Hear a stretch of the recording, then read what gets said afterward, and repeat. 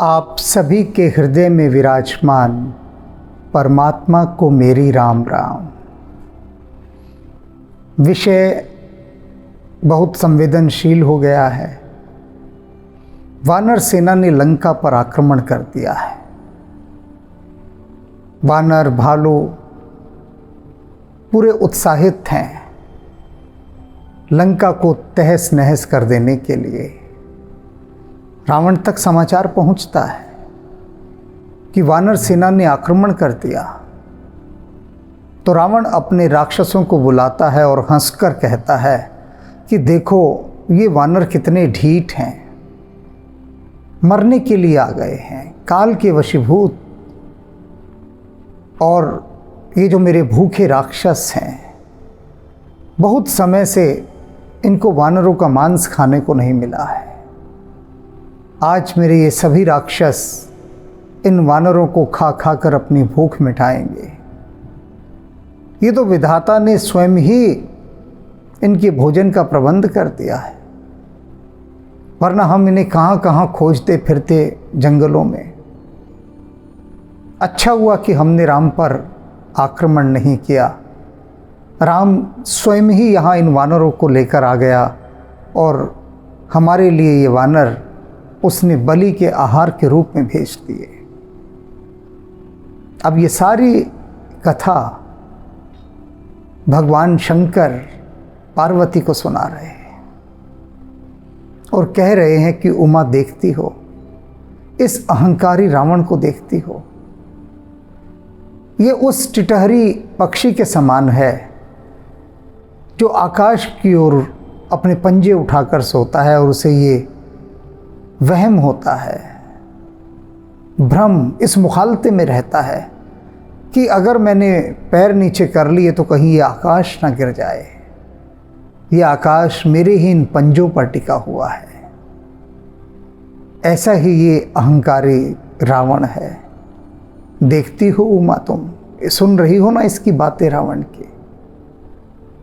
अब ये देखिए कि भगवान शंकर रावण का कहीं भी समर्थन करते दिखाई नहीं देते। कहीं भी, पूरे समय, पूरी कथा में समय समय पर वे उमा को बता रहे हैं कि देखो उमा, ऐसा है रावण, देखो उमा, ऐसा है रावण। चुन चुन कर रावण के दोष शिव पार्वती को बता रहे हैं और रावण के भक्त अघाते नहीं रावण की प्रशंसा करते करते, अघाते नहीं। इसका मतलब क्या? कि वे कहना चाह रहे हैं कि भगवान शंकर भी नासमझ हैं। उन्हें भी इतनी समझ नहीं कि वो रावण को समझ सकें। अरे रावण को तो हम समझ सकते हैं, हम भगवान शिव भी नहीं समझ सकते रावण को, तो वे भगवान शिव को भी लपेट देंगे, क्योंकि कुतर्क करने वाले हैं। रावण भी कुतर्क करने वाला है, किसी तर्क को नहीं मानता। अब आगे चलते हैं, क्या होता है देखते हैं।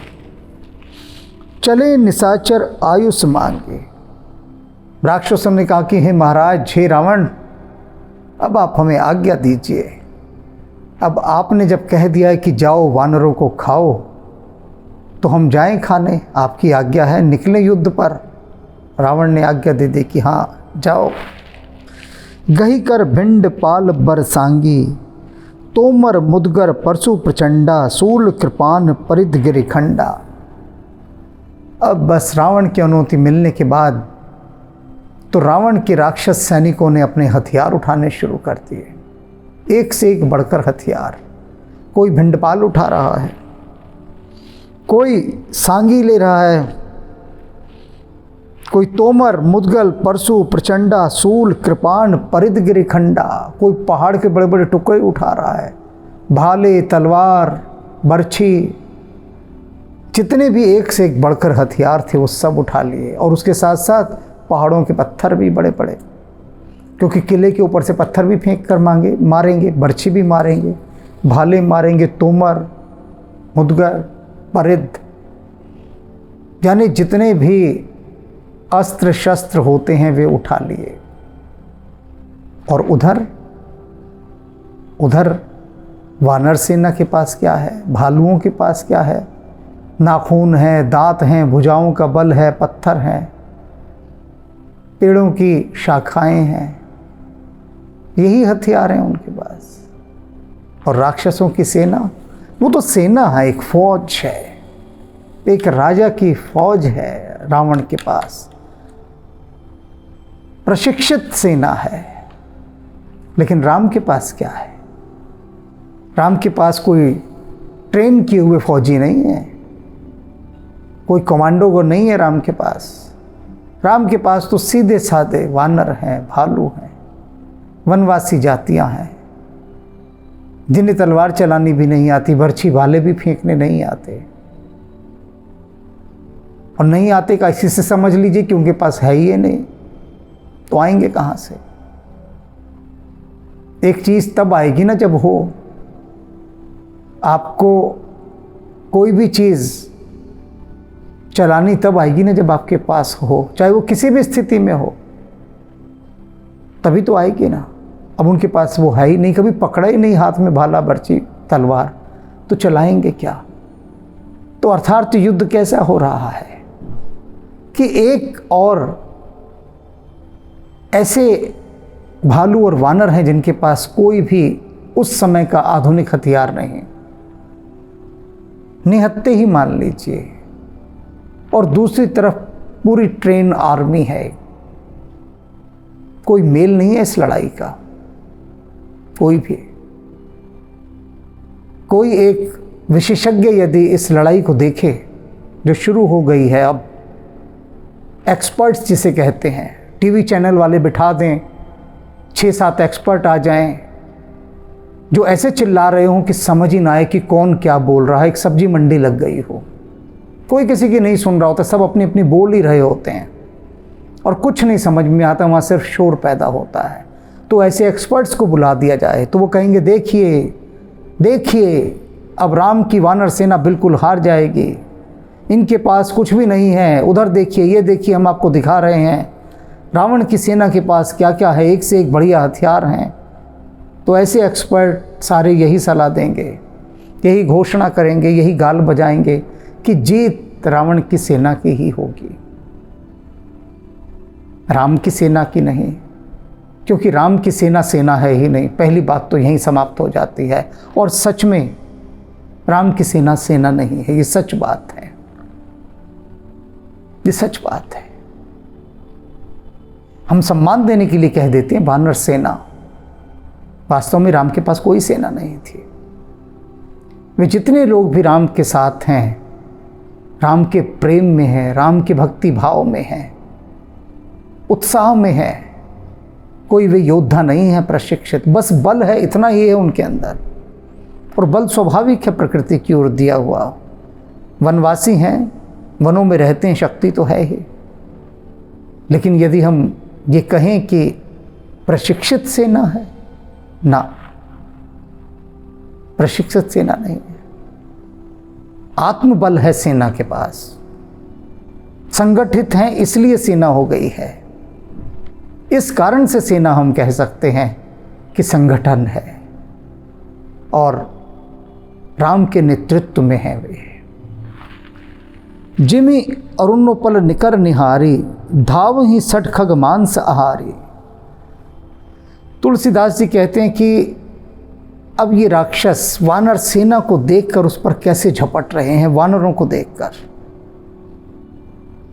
अब जो यहाँ तुलसीदास जी ने उपमान दिया है वो बहुत गहरा है। कहते हैं जैसे एक मांस आहारी पक्षी होता है, जो मांसाहारी पक्षी मांस खाता है, जिसका आहार ही मांस है, मांस आहारी, आकाश में ऊपर उड़ रहा है और ऊपर देखते हुए नीचे देखता है कि नीचे मांस के टुकड़े पड़े हैं, तो तेजी से नीचे आता है, ऐसे जैसे जेट फाइटर कोई आता हो, बड़ी तेजी से नीचे, और नीचे आके अपनी चोंच मारता है उस मांस के टुकड़े में और मांस के टुकड़े को लेकर उड़ जाता है, क्योंकि उसकी चोंच मांस के टुकड़े में गड़ जाती है। और फिर अपनी उस फ्लाइट को ऐसे लेकर सीधा ऊपर आकाश में। मांसाहारी पक्षी ऐसे करते हैं। कहते हैं ये राक्षस ऐसे सठ, ऐसे मूर्ख मांसाहारी पक्षी हैं कि कुछ मांसाहारी पक्षी क्या करते हैं, लाल पत्थर पड़े हुए कहीं देखते हैं ना, समझते हैं वो मांस है, और लाल पत्थरों के टुकड़ों पर हमला करते हैं और उसकी चोंच ही टूट जाती है। और वे ना समझ इस बात को समझ नहीं पाते कि कितना दुख पाएंगे अगर वे लाल पत्थर को मांस का टुकड़ा समझकर उन्हें खाने जाएंगे। वही तुलसीदास जी कह रहे हैं कि राक्षस इन वानरों को ऐसे समझ रहे जैसे मांस के टुकड़े हों, इन पे चोंच मारने जा रहे हैं, और इन्हें ये नहीं पता ये अपनी चोंच ही तोड़वा बैठेंगे। चोंच भंग दुख तिन्ह ही न सूझा, जैसे उन मांसाहारी पक्षियों को ये सूझता ही नहीं कि भैया पत्थर है। आँख खोल के देख लो पहले, झपटने से पहले, चोंच मारने से पहले, तब चोंच मारना। राक्षसों को ये समझ नहीं आ रही बात कि जिन वानरों को वो मसल देने के लिए बेताब हैं, वे वानर यूं ही खाए जाने वाले नहीं है। रावण ने तो बहका कर भेज दिया कि तुम्हारा भोजन है, जाओ खाओ। हाथ तो लगा कर देखो किसी वानर को, पता लग जाएगा। जैसे कि वो पक्षी किसी पत्थर को मांस का टुकड़ा खाकर हजम करने की कोशिश करता है तो उसकी चोंच ही टूट जाती है। तिम धाय मनुजात अबूजा, और वे राक्षस ऐसे ना समझ राक्षस धाए दौड़े वानरों की तरफ उन्हें खाने के लिए। नाना युद्ध सर चाप धर जात धान बलवीर, और ये दो राक्षस वीर थे। धनुष बाण, नाना युद्ध यानी अनेक अनेक प्रकार के आयुध, वेपन्स, हथियार, विभिन्न प्रकार के हथियार उनको लेके, धनुष बाण लेकर, और वानरों को मारने के लिए चल दिए। कोट कंगूर ही चढ़ आए कोटि कोटि रणधीर, और गढ़ के उस किले के कंगूरों पर, किले की दीवारों पर करोड़ों राक्षस चढ़ आए। लंका चारों तरफ से एक बहुत बड़े परकोटे से संरक्षित थी।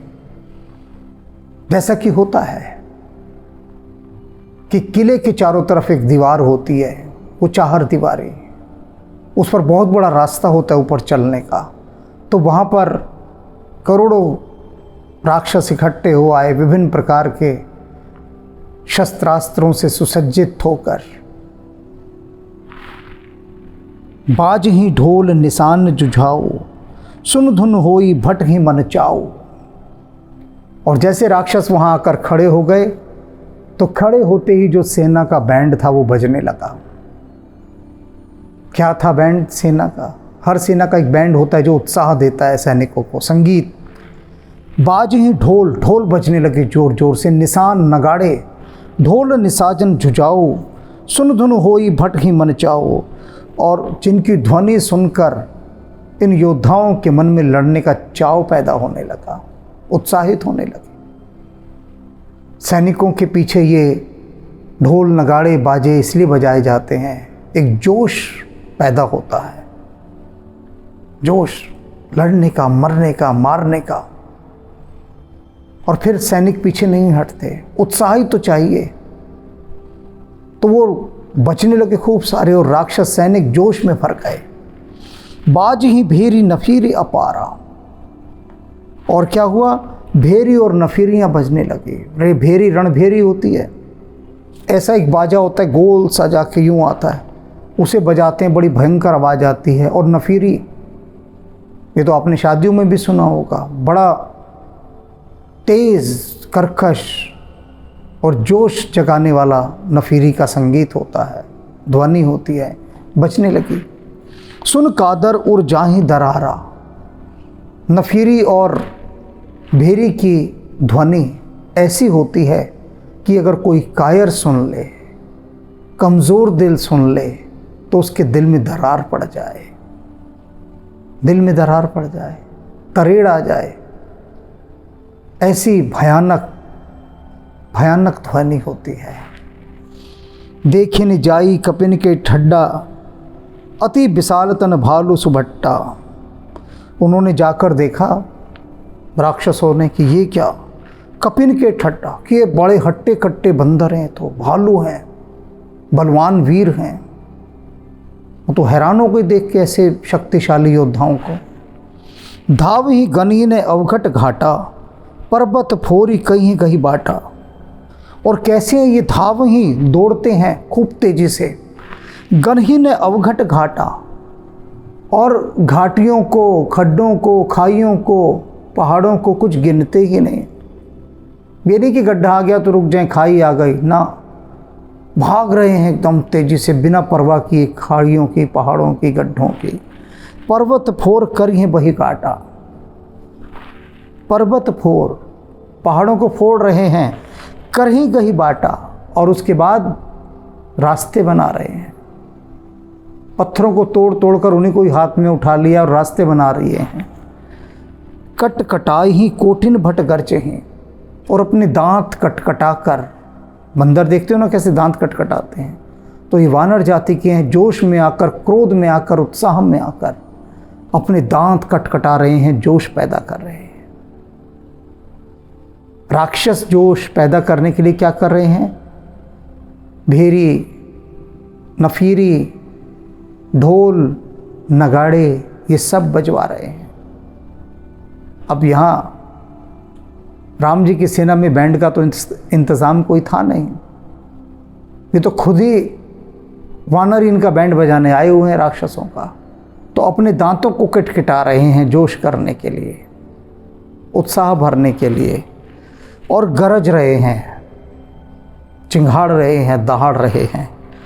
दसन होठ काट ही अति तरजी हैं। और अपने दांतों के नीचे होठ काट काट कर राक्षसों को डपट रहे हैं, डरा रहे हैं।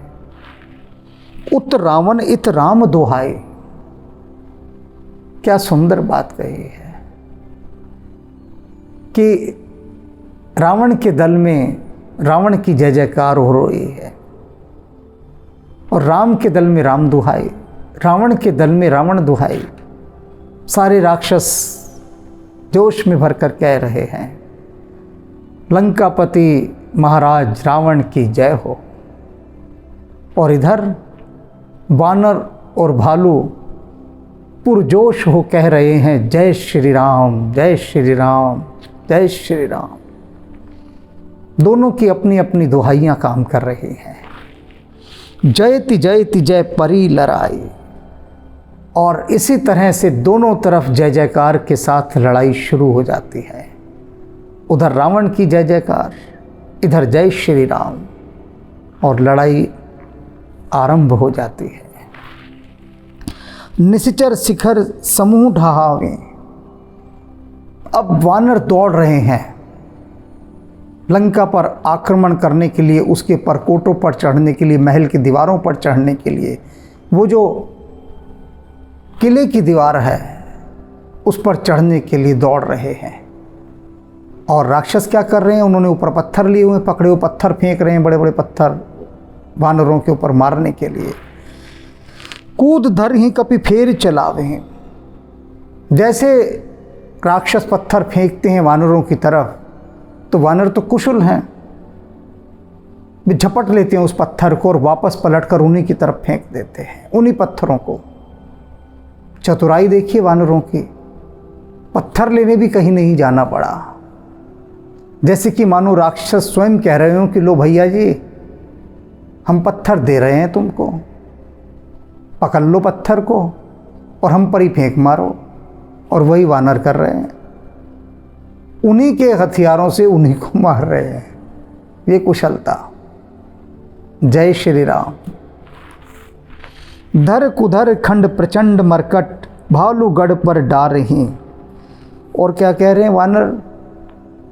पत्थरों के टुकड़े ले लेकर भाग भाग कर दीवारों पर चढ़ रहे हैं, ऊपर महल के चढ़ जाते हैं, ऊपर किले पर। झपट ही चरण कही पट की मही, भज चलत बहुरी पचारे। क्या करते हैं? ऊपर चढ़ते हैं और राक्षसों के पैर पकड़ते हैं, पैर पकड़ के घुमाते ज़मीन पर देकर पटकते हैं, और पटकने के बाद फिर और राक्षसों को पकड़ने के लिए आगे बढ़ जाते हैं। उसकी तो कहानी वहीं ख़त्म कर देते हैं, अगलों को पकड़ने के लिए बढ़ जाते हैं। अति तरल तरुण प्रताप तरप ही, तमक की गढ़ चढ़ चढ़ गए। क्या कर रहे हैं? ये बड़े चंचल और तेजस्वी वानर देखते ही देखते फुर्ती के साथ साथ किले की दीवारों पर चढ़ गए। राक्षस तो हैरान रह गए। उन्होंने कभी जीवन में नहीं सोचा था कि ऐसे शत्रुओं से भी पाला पड़ेगा जो किले की दीवारों को देखते देखते ही चढ़ जाएंगे। अब वानरों के लिए, भालुओं के लिए क्या कठिनाई, दिन भर का धंधा यही है, भाग के पेड़ पर चढ़ना, नीचे उतरना, फिर चढ़ना, नीचे उतरना, और यही अभ्यास यहाँ काम आ रहा है। चढ़ गए देखते देखते किले की दीवार पर। और क्या हुआ, कपि भालू चढ़ी मंदिर ही, जहाँ तह राम जस गावत भय। वानर और भालू देखते देखते चढ़ गए रावण के उधर महलों में घुस गए, और जहाँ जहाँ महलों में घुसते वहीं एक ही बात कहते, जय श्री राम, जय श्री राम, जय श्री राम। जहाँ तह राम जस गावत भय। जहाँ जहाँ घुस जाते महल में वहीं जाकर राम का यशोगान गाते, एक ही जयकारा लगा रहे थे, जय श्री राम। एक एक निश्चर गहे, पुनि कपि चले पराई। क्या करता था, एक एक वानर एक एक राक्षसों को पकड़ के भाग रहा था लेके, जैसे बगल में बच्चे को उठा के भाग लेते हैं। दबाया रावण को, पकड़, रावण को नहीं, वो राक्षस को दबाया, राक्षस को बगल में लेके भाग लिए। शक्तिशाली तो है ही वानर, ले लेके एक एक वानर एक एक राक्षस को लेके भाग रहा है। ऊपर आप हेठ भट, गिर ही धरनी पर आए। और क्या करते हैं, राक्षस को लेते हैं, उछलते हैं हवा में, नीचे राक्षस ऊपर खुद, और धाड़ से जमीन पर गिरते हैं। तो हुआ क्या, शक्तिशाली वानर, भारी भरकम और भालू दोनों, जिस राक्षस को पकड़ के लेके उछल के भूमि पर गिरेंगे वो बचेगा क्या। एक तो अपना भार, फिर जिस शक्ति से पटका जा रहा है वो वाली शक्ति भी काम करेगी। तो बस भूमि पर ऐसा पटका ऊपर खुद और मार दिया। एक एक को पकड़ पकड़ कर ऐसे मार रहे थे। राम प्रताप प्रपल कपि जूथा,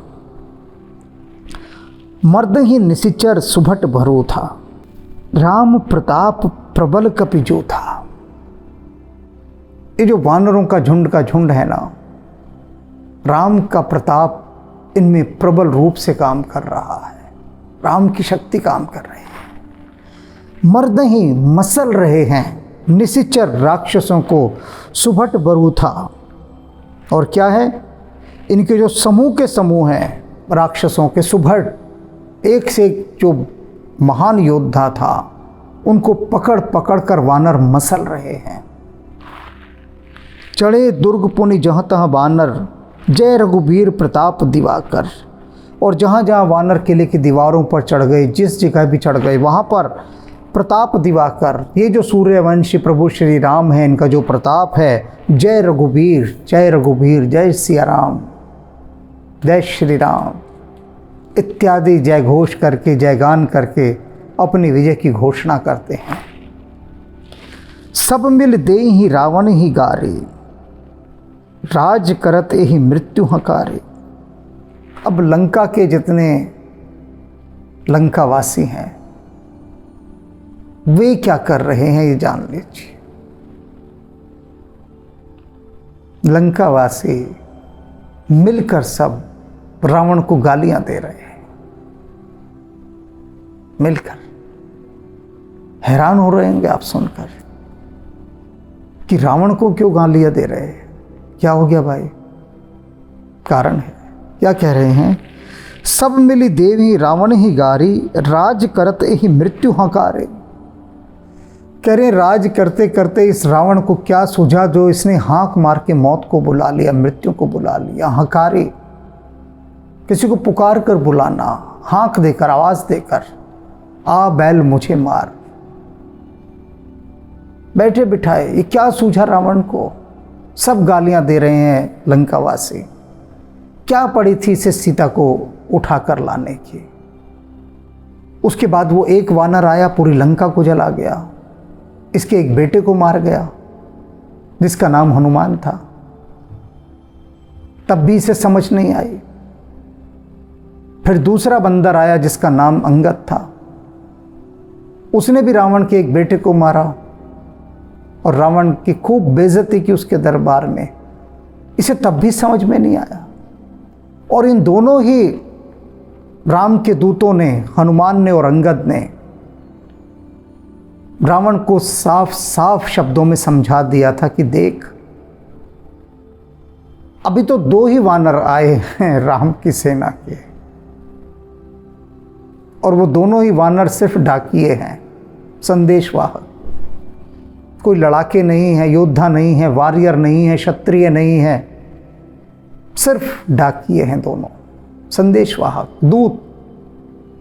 इन दोनों ने तेरा ये हाल कर दिया, तेरी लंका का ये हाल कर दिया। जब राम के साथ करोड़ों वानर और भालू आएंगे तब क्या दुर्गति करेंगे तेरी लंका की। तो लंका वासी रावण को गालियां दे रहे हैं कि ये हमें मरवाएगा, और मरवा रहा है। अब ये पहले भी बहुत राक्षस मरवा दिए, और इसने तो हाँक मार के मृत्यु को बुलाया है। सब मिल देहि रावण ही गारी, राज करत ही मृत्यु हकारी। निज दल बिचल सुनते ही काना, फेर सुभट लंकेश रिसाना। निज दल, रावण ने जब ये सुना कि उसकी सेना, बिचल सुनते ही काना, अपने कानों से सुना कि रावण की सेना घबरा गई है, विचलित कर गई है, डर के मारे भाग रही है, रणक्षेत्र छोड़ दिया है, और सब अपने अपने प्राण बचाकर भाग रहे हैं, क्योंकि ये वानर जिस राक्षस को पकड़ लेते हैं उसे मारे बिना नहीं छोड़ते। रावण तक समाचार पहुंचाया गया कि महाराज, आपकी सेना तो पीछे मुड़कर भाग रही है, बताइए क्या करें, हम तो हार रहे हैं। फिर सुभट लंकेश रिसाना। रावण ने जब ये सुना कि उसके राक्षस वीर इन भालुओं से और इन बंदरों से डरकर भाग रहे हैं वापस, गुस्से में आ गया, बेहद गुस्से में आ गया। आना ही था। रावण के लिए तो यह बात नाकाबिले बर्दाश्त है, असहनीय है।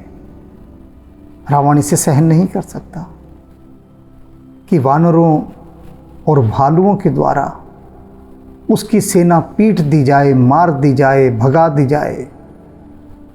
यह त्रिलोकी रावण तीनों लोकों में, सारे संसार में क्या संदेश जाएगा, क्या मैसेज पहुंचेगा कि यही है रावण, यही है वह रावण जिससे हम इतना डरते हैं। अरे इसकी सेना को तो भालुओं और बंदरों ने मार गिराया, और हम आज तक व्यर्थ में इससे भयभीत होते रहे। राम प्रभु अति दूरदर्शी, अति दूरदर्शी, इतने दूरदर्शी हैं प्रभु श्री राम कि उनकी दूरदर्शिता जब तक हनुमान जी ना समझाए ना, समझ नहीं सकता कोई नहीं समझ सकता। हनुमान जी ने बताया कि वानरों की सेना ही क्यों लेकर गए।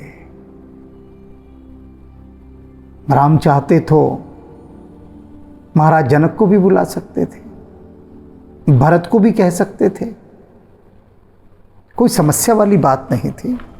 पूछा हनुमान जी से हमने कि हनुमान जी जरा बताइए कि ये माजरा क्या है।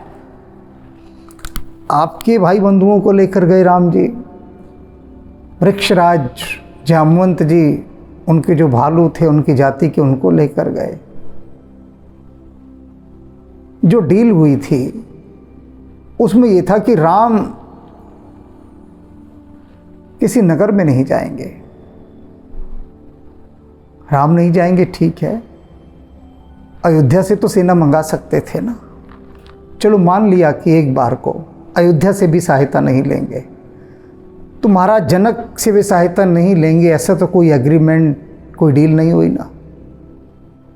कोई शपथ पत्र, कोई प्रतिज्ञा, कोई प्रतिबंध ऐसा नहीं था कि दूसरे राजा उनकी सहायता करने नहीं आएंगे।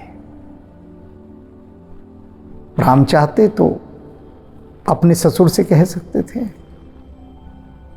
कि ये समस्या आ गई है, मेरी पत्नी और आपकी पुत्री सीता का रावण ने हरण कर लिया है, यह संदेश यदि राम महाराज जनक तक पहुंचाते तो आपको क्या लगता है कि महाराज जनक चुप बैठ जाते? कभी चुप ना बैठते, अपनी भी सेना लाते और उनके जो मित्र राष्ट्र हैं, मित्र राजा हैं, उनकी भी सेना लेकर आते और एक विधिवत सैनिक अभियान, संयुक्त राष्ट्रों की सेना, सम्मिलित राष्ट्रों की सेना रावण पर आक्रमण करती। लेकिन राम ने ऐसा नहीं किया। क्यों नहीं किया? राम पूरी दुनिया को दिखा देना चाहते थे कि जिससे तुम डरते हो ना, जिस रावण से, कि जो इतना बलशाली है, जो कहता है मेरे 10 सिर हैं 20 भुजाएं हैं, जिससे तुम इतना ज़्यादा खौफज़दा हो, इतना भयभीत हो जिस रावण से, उसकी औकात क्या है? बंदर तक उसे मार करा सकते हैं, भालू तक उसे मार करा सकते हैं, जिनकी कोई गिनती नहीं है बंदर भालुओं की, वो रावण की सेना को पराजित कर सकते हैं। ये है रावण की औकात। ये राम की दूरदर्शिता। संसार को दिखाया कि देखो, जिस आतंकवादी से तुम इतने भयभीत हो, उसमें कुछ दम ही नहीं है। ये वानर इसकी सेना को खा रहे हैं और तुम डरते हो इससे। तो राम ने क्या किया? राम ने मिट्टी में से सेनाएं गढ़ी, मिट्टी में से, और रावण के सामने ले जाकर खड़ी कर दी कि देख रावण, जिसे तू कहता है ये मिट्टी है, धूल है पैरों की, ये धूल ही देख तेरी आंख में कैसे गिरेगी और तुझे कुछ देखने नहीं देगी और तुझे निस्त नाबूद कर देगी, नष्ट कर देगी, ध्वस्त कर देगी, और कर रही है। राम की दूरदर्शिता इतनी सूक्ष्म है, इतनी सूक्ष्म है कि जब तक हनुमान जी ना पकड़वा देना उस सूक्ष्मता को, उसको अनुभव ना करवा दें, तब तक समझ नहीं आ सकता।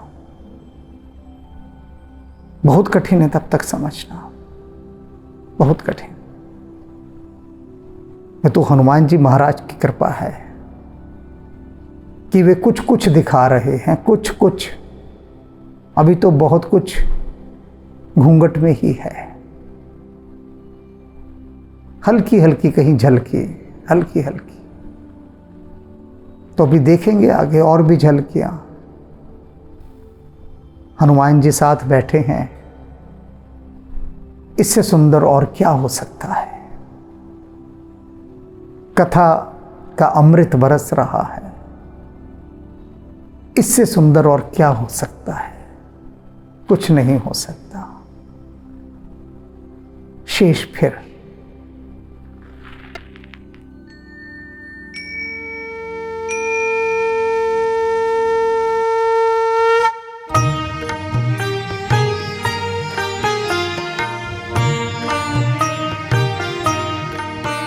जय जय कपिनायक निज सुखदायक, शंकर स्वयं अनूपा। जय भक्ति विकासक दुर्गुण नाशक, सच्चिदानंद स्वरूपा। जय पवन कुमारा परम उदारा, केसरी कुंवर स्वरूपा। जय अंजनी नंदन सुर मुनि रंजन, दुख भंजन सुख रूपा। दुख भंजन सुख रूपा।